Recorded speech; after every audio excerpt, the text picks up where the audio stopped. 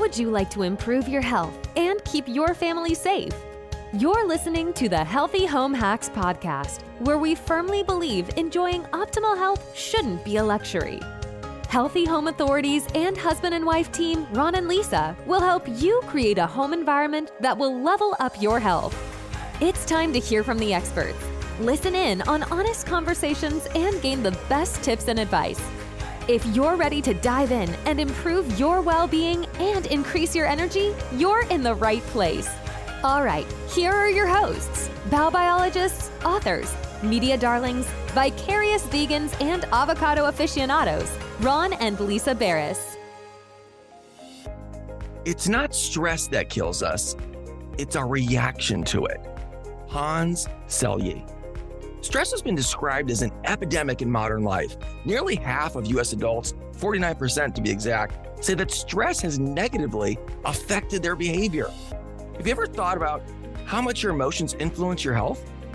Could emotional trauma be the root cause of the most discomfort and illness people experience in their lives? Our guest today, Dr. Bradley Nelson, says yes. And he's the author of the best-selling book, The Emotion Code: How to Release Your Trapped Emotions for Abundant Health, Love, and Happiness. Veteran holistic physician and best-selling author Dr. Brad is going to share with us today how to identify and release emotional baggage that harms health and relationships. Over decades of work as a holistic chiropractic physician, Dr. Brad has discerned that most of the physical discomfort and emotional distress his patients suffered was rooted in trapped emotions, the unseen emotional baggage we carry from hurtful life experiences. Dr. Brad is one of the world's foremost experts on natural methods of achieving wellness. He is the creator of the Emotion Code and the Body Code System, and the CEO of Discover Healing, a holistic education platform that provides training and certifies practitioners worldwide. And we are thrilled to have him with us today. Absolutely. And hang on there tight, friends, because we've got a fun freebie for you if you stay with us till the end of the show. It's a free Emotion Code starter kit that you don't want to miss. So welcome to the show, Dr. Brad. Yes. Woo-hoo! Well, thank you so much for having me on. It's great to be here. We're so excited. There isn't one person that isn't going to benefit from today's show. If you are listening and you've never experienced stress, then you're not human.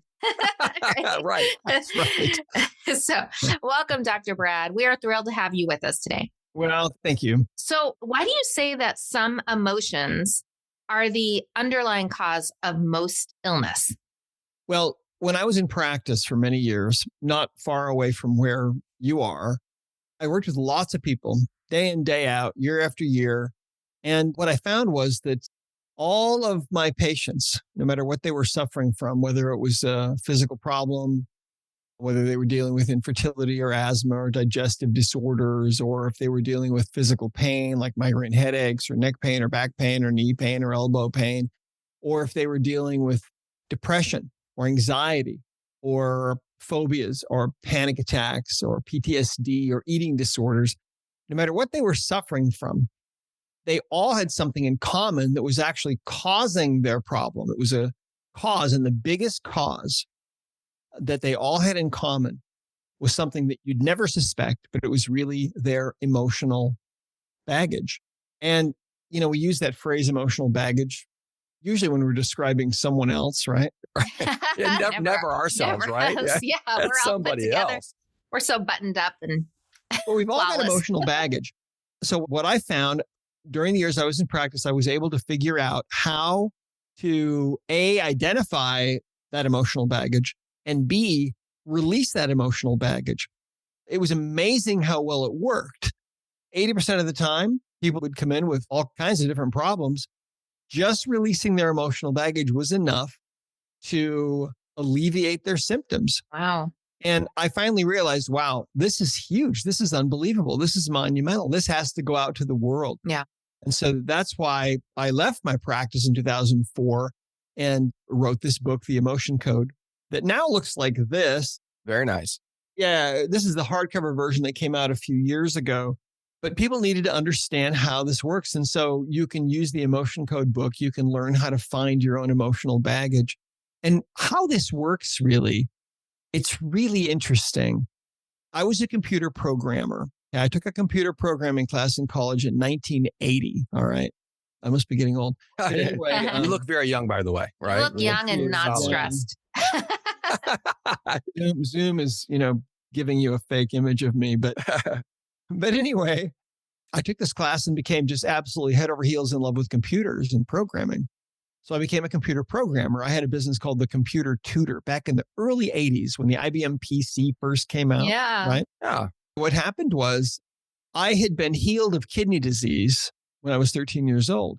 And so at that age, I had decided I want to go into the healing arts. It was some holistic doctors that had healed me. And I decided this is what I want to do for a living. I want to do this with my life. I want to be a healer. And so, but then I discovered computers and kind of got really sidetracked. And it was really an answer to prayer that brought me back to that early dream of being a healer. So I went to chiropractic school. And one day I'm sitting in class to put myself through school by programming the admissions office computers at the college that I'm attending, right? So I was still You got into straight A's, of course, right? After you're working on the computer, straight A's all across. I made sure I no, I never did anything crooked. But anyway, one day I'm sitting in my neurology class and my instructor is talking about the brain and how it's like a computer. And I still remember sitting there listening to him thinking, wow, I wonder if maybe in 100 years or 200 or 300 years, we'll have developed the technology to be able to actually tap into the computer that everyone has within them. Because wouldn't it be amazing as a doctor, I could ask questions of that internal computer and I could get answers from it? That would be such a game changer because the information inside of that computer, inside each person must know what's really wrong with them, right? For sure. And so I thought, well, maybe in 200 or 300 years, little did I know that is exactly what I would be devoting the rest of my life to. And that's what the emotion code and that's what the body code is really about. See, it's about asking questions and getting answers. So let me explain this. I mean, if you're sitting at a computer, like I'm sitting at my laptop, it has an interface, right? That enables me to interact with it. What's the interface? Well, it's the screen, right? Where I can see things. There's a keyboard, right? So I can type things in. If I look at my phone, right? I have an iPhone. There's a screen where I can see things and I can use my finger and I can touch buttons and I can interact. So that's the interface, or it's called the touch screen interface. Well, the human body does not have a keyboard and it doesn't have a screen, but it's a computer. How does it communicate with us? It communicates with us through symptoms that we have. Mm. Oh, interesting. Yeah. It communicates with us through pain, through depression, anxiety, phobias, panic attacks, self-sabotage, PTSD, eating disorders. It communicates with us in other ways too. For example, physical symptoms, not just pain, but also things like infertility and asthma and digestive disorders. Would you say every illness, every ailment? Now you're catching on. Every single illness is a communication from the subconscious mind, from the computer, telling us, hey, there's something wrong here. So in other words, all these symptoms that we experience in Western medicine, the symptom is the problem. And so in Western medicine, wow, they're devoted to suppressing the symptom. Oh, you got migraine headaches? Well, you know what? Let's see. Let's give you this drug that will make hair grow out of your tongue, but you won't feel the pain while you're taking it. Yeah. Right, exactly. And so that's how Western medicine is totally geared. But that's missing the boat because the human body is a divine creation and it will manifest symptoms of all kinds as a way to communicate with us. We've never known that until now, see? And so when you have some kind of a symptom, that should be the beginning of questions and answers, a dialogue with that subconscious. What's causing the symptom versus Exactly. how do we treat the symptom? Yeah. And this is a paradigm shift that is now beginning to take place in the world, and it's going to change everything. See, And it's time. It's time for us to realize what our bodies are capable of. They're not these dumb machines. See, the approach to the body is really rooted in the Industrial Revolution, in the body as a machine, that everything is a machine, that the heart is a machine. All of the organs and the glands in the body, they're just machines and they're not interrelated at all. And there's no intelligence there, really. We're just like lumbering robots, right? But the reality of it is we're divine creations, and we're waking up to that now, that the subconscious mind within each person is so vastly intelligent, and also within animals, within infants, babies, subconscious mind that is more complex than we can even begin to imagine. And how perfect is it that your background in computer coding and also being a health practitioner, wow, perfectly in alignment, right? It had to be.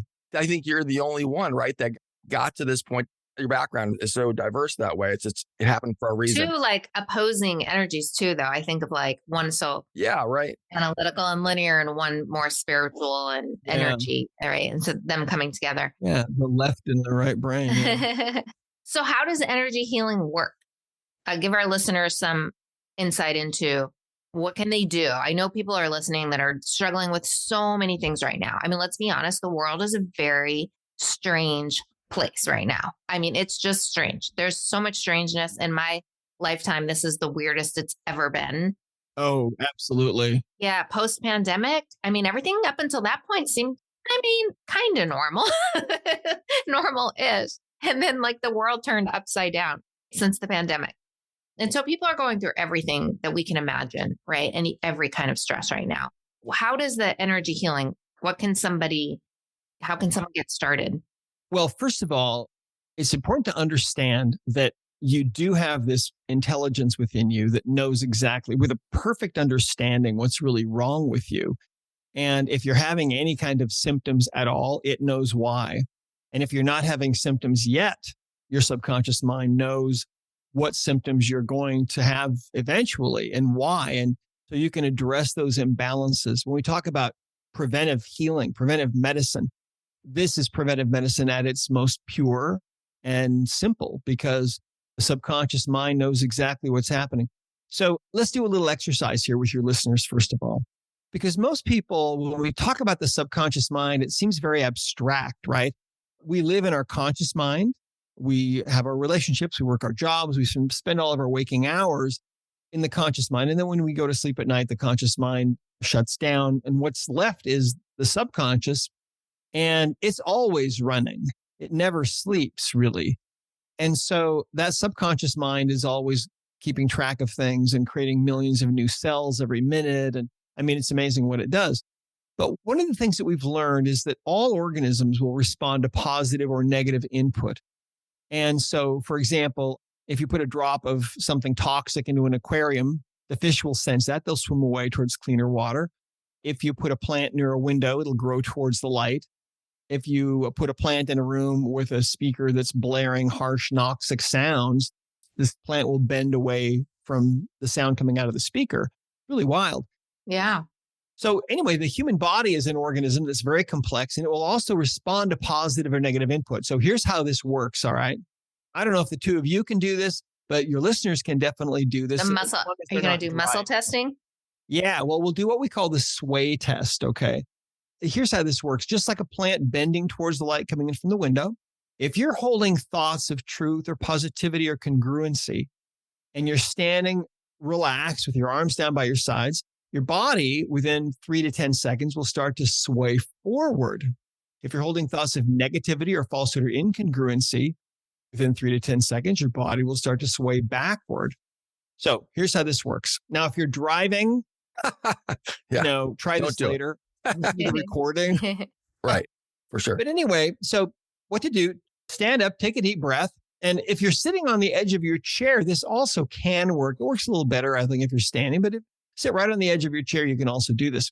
So drop your hands down by your sides, close your eyes. Let's imagine that we're living 1,000 years in the future. Close your eyes, drop your hands down by your sides, relax, and imagine that you're living in a place of unconditional love.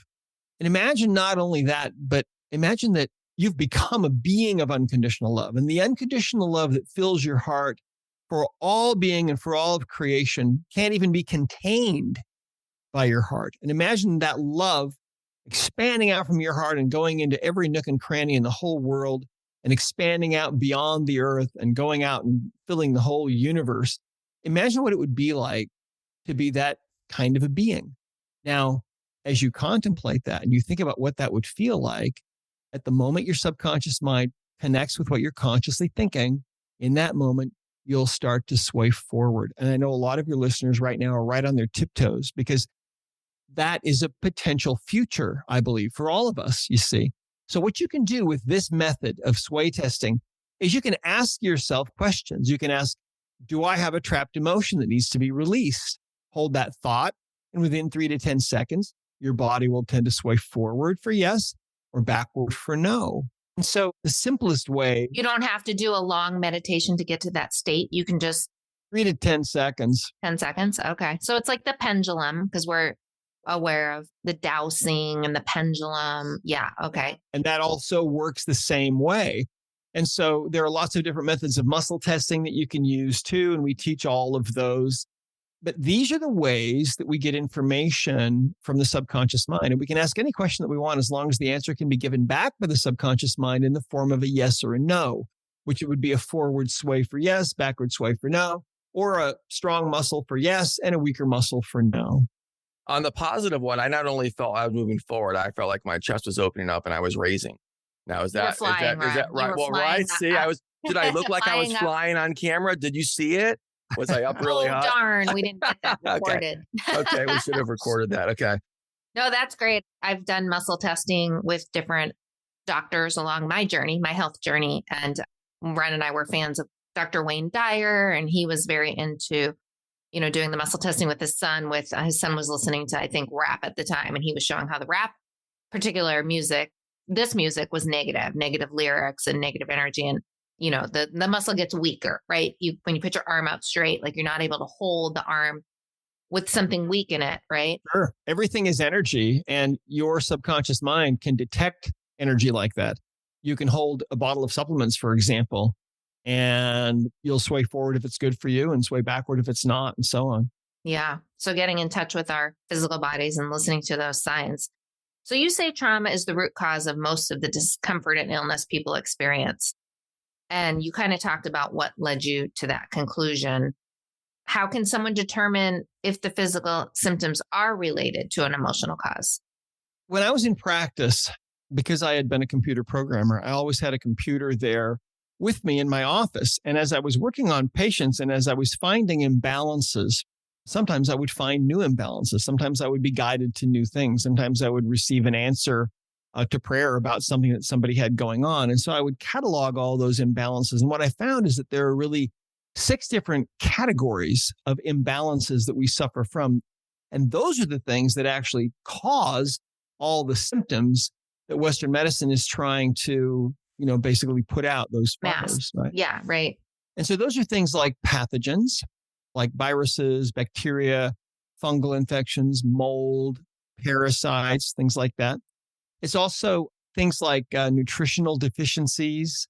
If you don't have the right vitamins, minerals, things like that, maybe you're deficient. Maybe you need a certain herb or an essential oil, things like that. Maybe you have some kind of a bone or some other tissue that's misaligned in the body. Misalignments, I found, are usually caused by other things, usually emotional baggage. And emotional imbalances and traumas and things, energies that shouldn't be in the body, but that are there, go into a category that we call energies. And this is actually all in the body code. And so in the body code book, we have this map of the different kinds of imbalances. See? And then every one of those has a page number. So you can actually learn how to do this. So those are the 6, right? You said I saw 6 categories there. Can you tell us what the 6 are just off top? You just did. Yeah.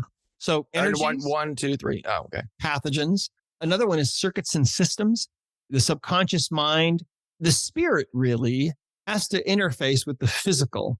And sometimes there's a breakdown there. And so that would be in the circuits and systems area, along with all the organs and glands and the cardiovascular system and nervous system and so on. And then the last one is toxins. If your body's full of toxins, then you're not going to be as healthy as you can be. And so what I found, and what's really amazing about this is that as I was building this database in my computer, and that's the only place that this database existed, I found as time went on, the subconscious minds of my patients knew somehow what was in my database. And I could ask questions and I could ask, okay, is there a reason for this problem that you're having? And I would get a yes answer from their body. And I Even would if ask, they weren't there? well, yeah, even if they weren't there, if they were there or not there, wouldn't matter. They wouldn't have to see it. They wouldn't have to know it was in it. Sometimes I would get people that would come from other countries that didn't speak any English. And I found that I could talk to them in English, even though they couldn't understand me. But the answers would come back perfectly from their subconscious mind because there's this communication going on. And so what we believe is that the subconscious mind of every person is immersed into this database of universal intelligence, the quantum field, what Rupert Sheldrake called the morphic field, the database of all that is. And so everything exists in that database.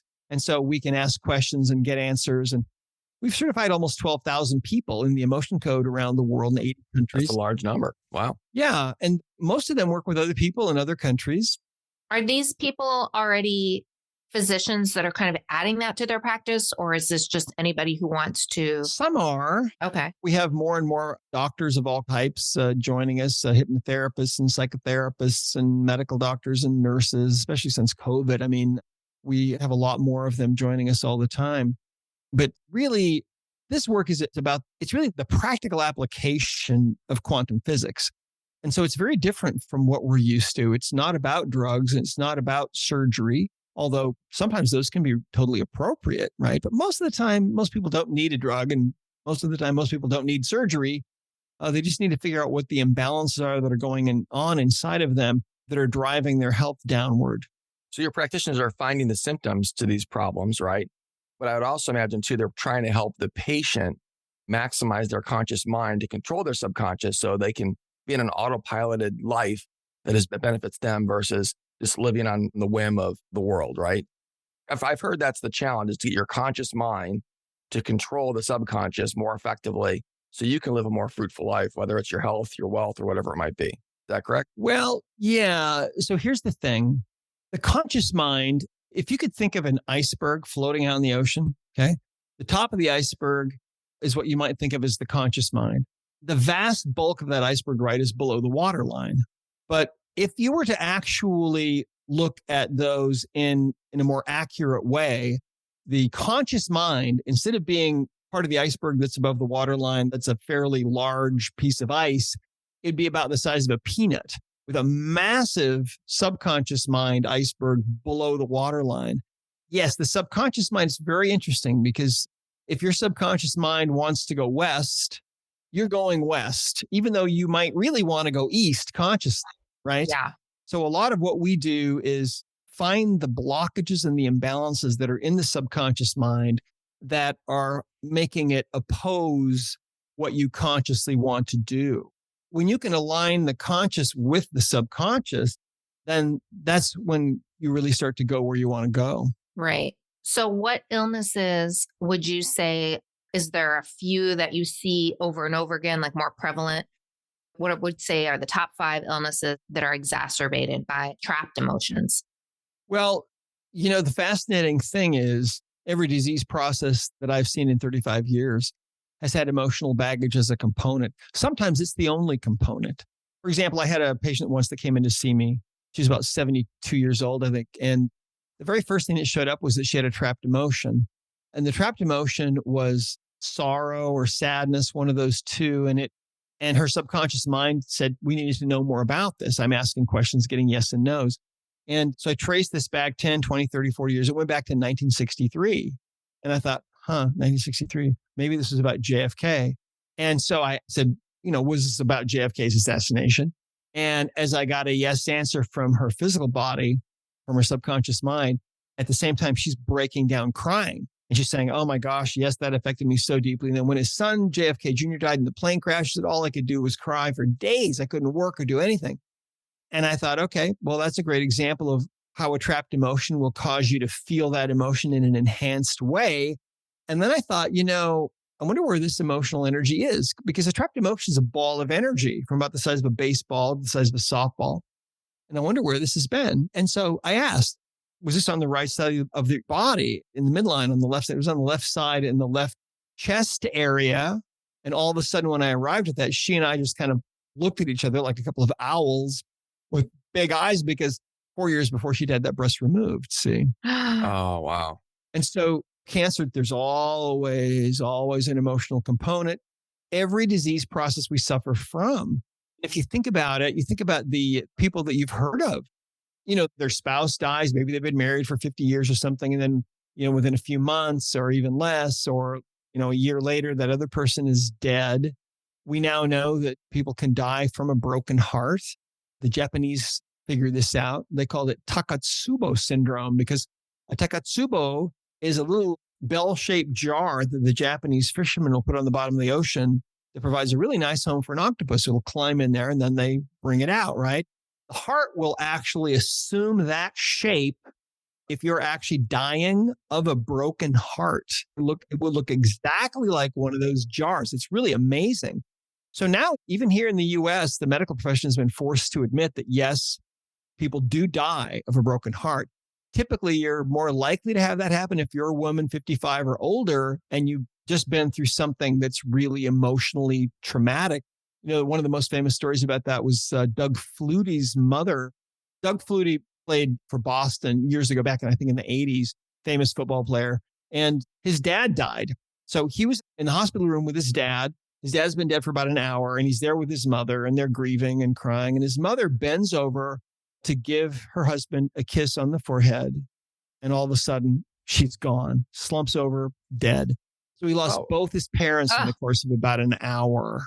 But why did she die? Well, I think it was a classic case of... Yeah.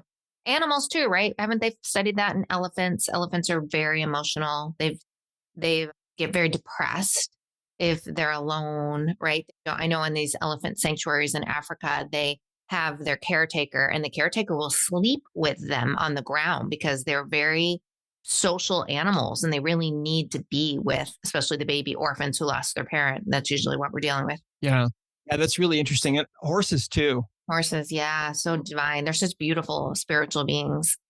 Now, are you into EFT, emotional freedom technique, the tapping, as a way to release some of these blockages? Or I know you have your system. Okay, No, emotional freedom technique, or EFT, the tapping system, is fine. I remember, though, I was at an event once, so we did a seminar in Manhattan, and we had an EFT instructor who came, and her remark at the end of it was that the emotion code is like EFT at the speed of light. So I think EFT is great and it's helped a lot of people, but this may be faster. And so if you're doing EFT, you might want to check this out. Yours is how many step process is your technique? Well, it's really simple. So let me give you an idea. Let's say, for example, I happen to have a chart here, okay, of the emotions. And there are 60 emotions. Oh, yes. We're very into this. Yeah. Yeah. It's divided up 2 columns, 6 rows, right? And so let's say that I'm working on one of you and I want to ask if you have a trapped emotion. We would just ask, do you have a trapped emotion we can release? Maybe that's contributing to some kind of a symptom. If your subconscious mind answers yes, through muscle testing or dowsing or whatever, then the next question would be, well, okay, is this emotion in column A or column B? So it doesn't matter how they're speaking. You're just looking for the symptom, right? So they can say, I don't have anything, but you're picking up on a... Yeah, we're not looking for the symptom. What we're looking for is the actual emotion. We're just trying to identify the energy of the emotion. What emotion? I know what you mean. Brad means if they're saying no, but their body's saying yes, right? You're going to over it. Yeah, exactly. So we might ask, is this emotion in column A? If we get a yes answer, then we'd ask, is the emotion in one of the odd rows in column A? And if it is, we'll ask, is it in row 1? Maybe that's a no. Row 3, maybe that's a yes. So then usually within about 15 seconds, you can zero in on a single cell in the chart.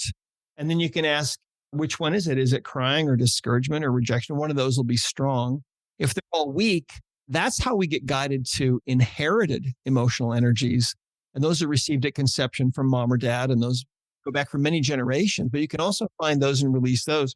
Generational trauma, right? Yes. So once you're able to identify the emotion, then the next question in the emotion code is, do we need to know more about this? Because really what we're trying to do is we're trying to close the loop on that little emotional experience. It's like an open loop. and the like a energy is wound, right? ended in the body. Oh, wow. How do we close a loop? Say the woman with the JFK trauma, how was that healed for her? Well, what happened with her was I asked, is that what this is about? JFK's assassination? The answer was yes. And then I asked, do we need to know anything else about this? And the answer was no. So in other words, we give the subconscious mind a chance to make us dig deeper if we need to. Usually, I would say probably 60% of the time, all you'll need to do is just identify the emotion that's on the chart. Then sometimes you might need to figure out the subconscious. If you ask that question, do we need to know more about this? The subconscious might come back and say, well, yeah. And so then what you do is you figure out the year. Well, how old were you? 10, 20, 30, 40. That's what happened with me. That's how I arrived at 1963. As I said, do we need to know more? And your subconscious mind came back and it said, yep, we need to know more. But then that was all we needed to know that it was about JFK's assassination. So there's no like sending it love or healing energy or anything like that? What you do to release a trapped emotion once you've identified it, and once you get the answer to that question, do we need to know more? Once the answer to that question is no, then you can just take a magnet or your hand. And if you're working on yourself, you just swipe over the governing meridian like so. Is this the governing meridian? So we're swiping the third eye and going overhead, right? Yeah, it's the third eye is right on this meridian. The meridian starts at the tailbone. It's the governing meridian, and it goes straight up the back over the top of the head to the inside of the upper lip. And we found that you can swipe any length of that meridian 3 times to release a trapped emotion, but you have to go through the little process to bring that emotion to a point where it's ready to be released. And once it's released, it's gone. And we've never, ever seen one come back. With inherited emotions, though, you do need to kind of figure out the genealogy a little bit. Oh, you got it from mom. Your mom got it from her dad. It goes back 10 generations and it originated with a male, grandfather. And did your kids get this? And you can clear it from everybody in one shot because it's really only one energy. And that's quantum physics for you. Yeah. Wow. We've had a couple of guests on this. Exactly. Because energy in the quantum field is so fast, right? It's just, right. It's instant. So that's pretty incredible. We certainly have a couple more questions I want to ask you before you go too, but you coined the phrase heart wall. Yeah. A specific condition, right? So what are heart walls and why do you believe many people suffer from them without even realizing it? Yes. Well, this is such a great and such an important topic. And it's all explained in the emotion code, also in the body code as well. First of all, think about this. Back in the 1960s, when doctors first started doing heart transplants, it didn't take long before people would come back to the doctor, to the clinic, and they would report strange things. They would talk about how their taste in music or food or sports had radically changed, right? And sometimes they would have memories of being in places that they had never in their life ever visited. And when they were connected with the family of the heart donor, they would find out, well, yeah, our son was a baseball player, and that must be why you love baseball now, because his heart's beating inside of you. That's so powerful. And food too, right? They'd have like food cravings that they never crave. Oh, yeah. Yeah. I love Chinese food now. I hated it before, but I have the heart of a Chinese person or whatever. So yes, all of that's so interesting. Well, our daughter, she loved to visit Rome. It was her favorite city in the world. And she went there as often as she could. And now you have memories of being in Rome, but you say you've never ever in your life ever visited there. Those must be her memories. How weird. Yeah. Got goosies, Dr. Brad. Yeah. So anyway, the ancient peoples believed that the heart was the seat of the soul and our source of love and creativity and romance and the core of our being. But, in the West, in this kind of post-industrial kind of medicine that's been practiced for a long time, we look at the heart as just muscle. It's just a pump. That's all it is.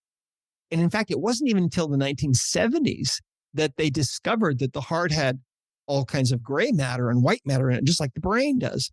So we now know there's a little brain in the heart.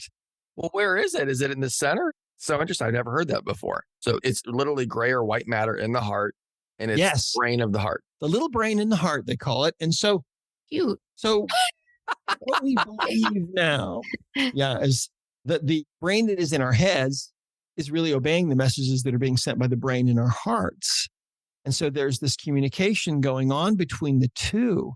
Well, what we found is that when you feel like your heart is going to break, if you're feeling really deeply grieved by someone or something, you feel that physical sensation like there's an elephant sitting on your chest, or like you can't breathe, like you're choking. You feel like your heart's going to break, right? Have either one of you felt that in your life ever? Oh, yeah. I'm sure. It's called being human, Most Dr. people Brad. have. We're human too. Yeah, I have too.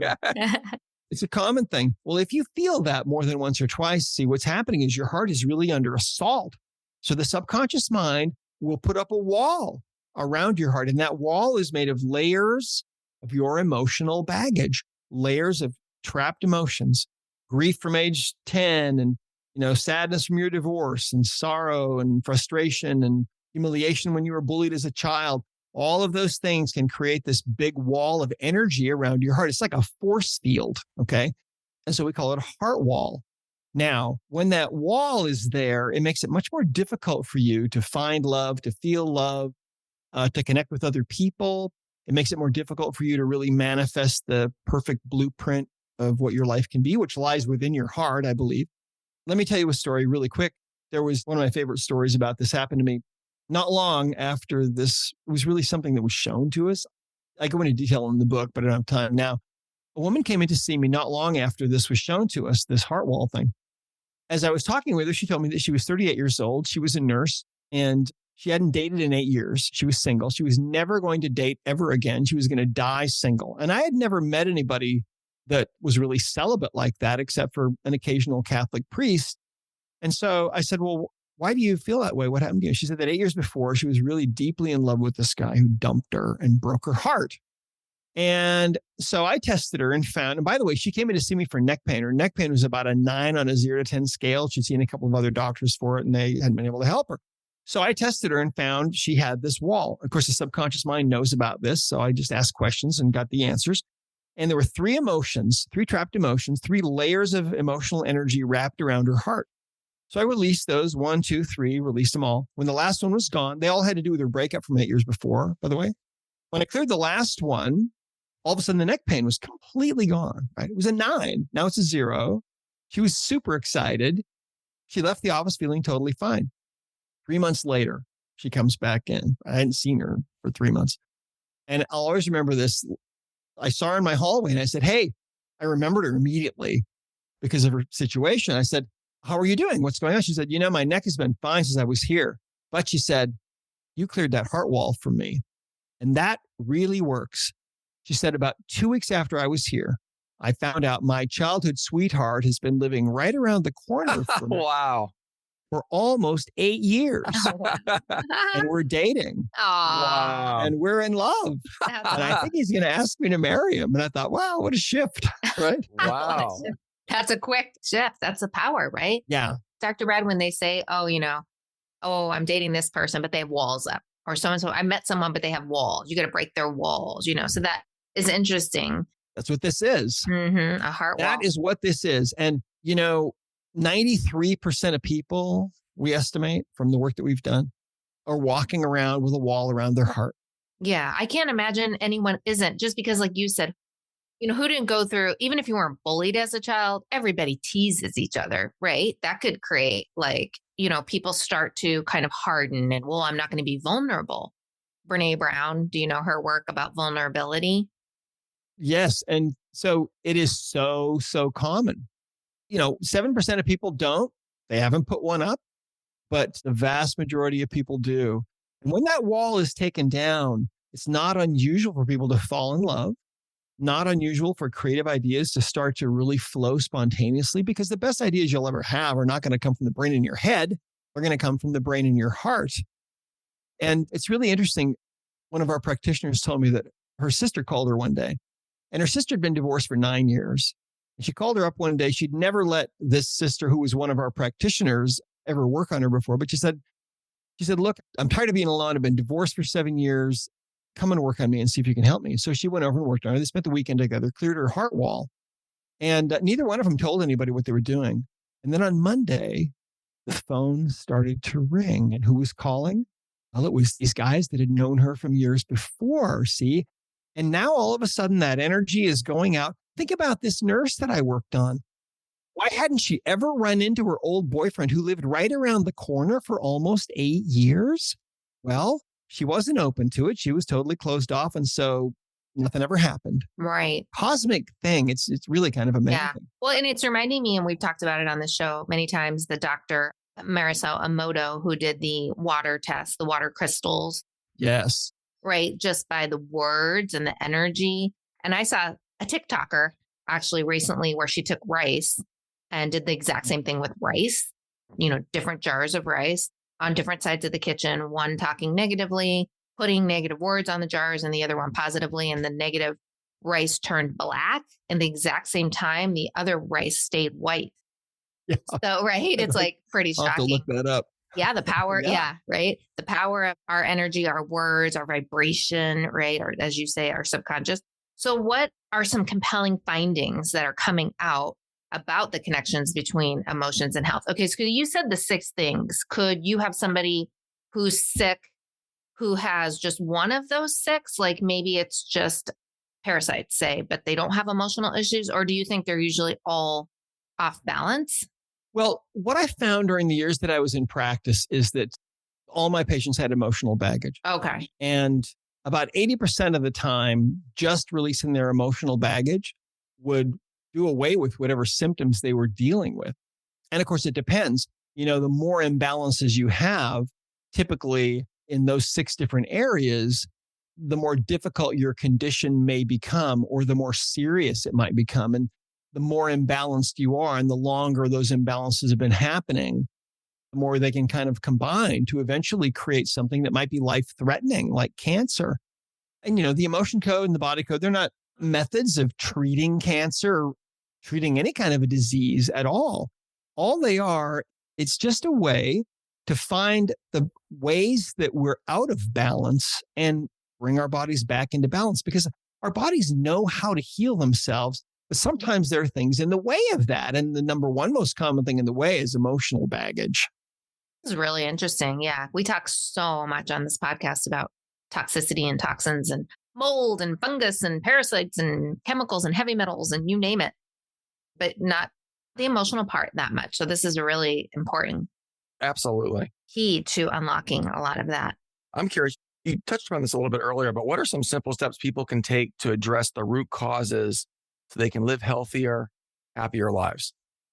Well, it's time for us to wake up and realize that we're divine beings and that we each have all of the answers within us.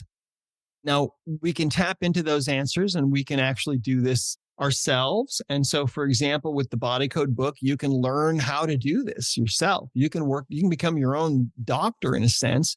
Not that there won't always be a need for doctors, but the thing is, most of the time, most people don't need some kind of a petrochemical pharmaceutical drug or surgery. Most people just need to find those imbalances, and we now have a way to do that. So the emotion code is... You're preaching to the choir, Dr. Brad. You are. Right. Exactly. Okay. Well, anyway, yeah. So the first thing I think is to realize that the answers all lie within you, and you can learn how to get those answers yourself, or you can have someone else work with you. Like I said, we've certified thousands of people all over the world. You can go to Discover Healing. That's our website, discoverhealing.com. And you can find a practitioner that can work with you. Okay. That's great to know. All over. All over the United States, all over the world? All over the world. All over the world. Wow. 80 plus countries around the world. Nice. Well, excellent work that you're doing. And thank you for being with us today. This has been so fascinating. And I know it's going to help a lot of people. So thank you again. Guys, be sure to check out Dr. Brad's new book, The Body Code, Unlocking Your Body's Ability to Heal Itself. And now for your freebie, we promised you at the top of the show.